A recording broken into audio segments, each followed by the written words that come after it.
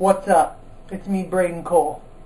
I've been gaming for approximately 21 years, ever since I came out of my mom's vagina. And today, on Static Game Review, felt like doing a doozy. And that doozy is Super Smash Brothers for the Nintendo 64. I even put my initials on it, so people know it's mine. And to stay the fuck away. Anyway, this game was just such a good game. When I was a kid, geez, I spent so much money renting it. And I remember my mom's like, "You spent so much money renting it, but you could have probably bought 3 or 4 copies." And that's just very true. Let's pop it in.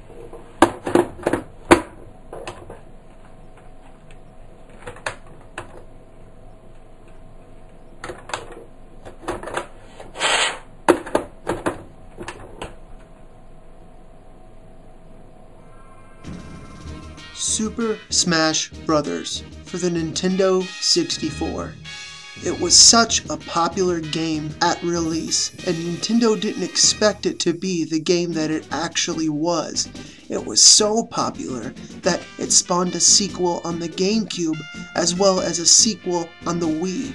And the sequel on the Wii hosted more than just Nintendo characters, but other companies' characters as well, like Solid Snake and Sonic the Hedgehog, an impressive thing and something you wouldn't have expected to see back in the 1990s when Sonic and Mario were going head to head.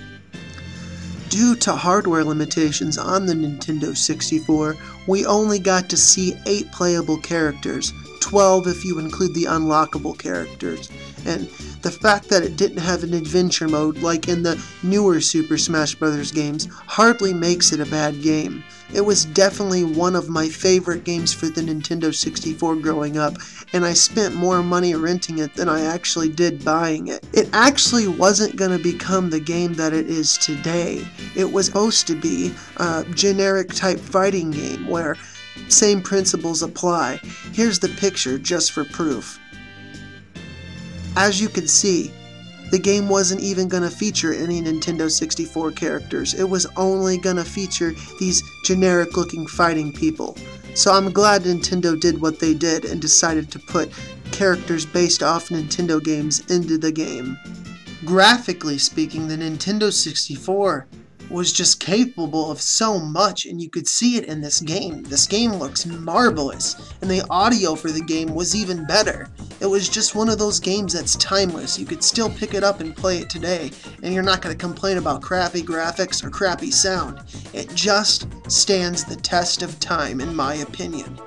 The storyline for the game, it's kind of weird. I've never really looked it up, and I don't quite know what it is, but from what I get in the title screen, your characters seem to be like toys or dolls, and the master hand seems to be representing a child playing with the dolls, because it starts off and you're in a child's room, and the master hand being the end boss. I assume you're fighting the master, the person who's the child whom is playing with you, or the collector.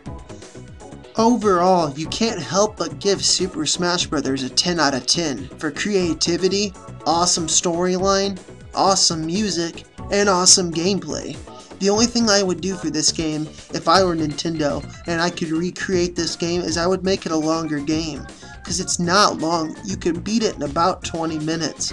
Especially if you're really good at it. That's not including the unlockable characters, it's just including the main storyline. It's not hard to beat.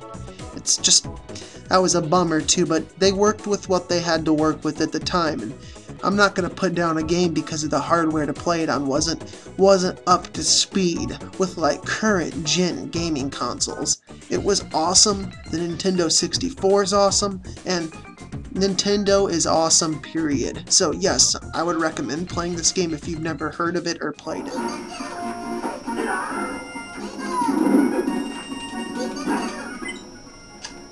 What a game. Like I said, this is just a great game. And unfortunately, you can't play it with the Ultra Racer 64. If you don't know what that is, you should go check out the Static Game Review Ultra Racer 64 review. And This is the way to play it right here. Unless you can get the NES Advantage to work.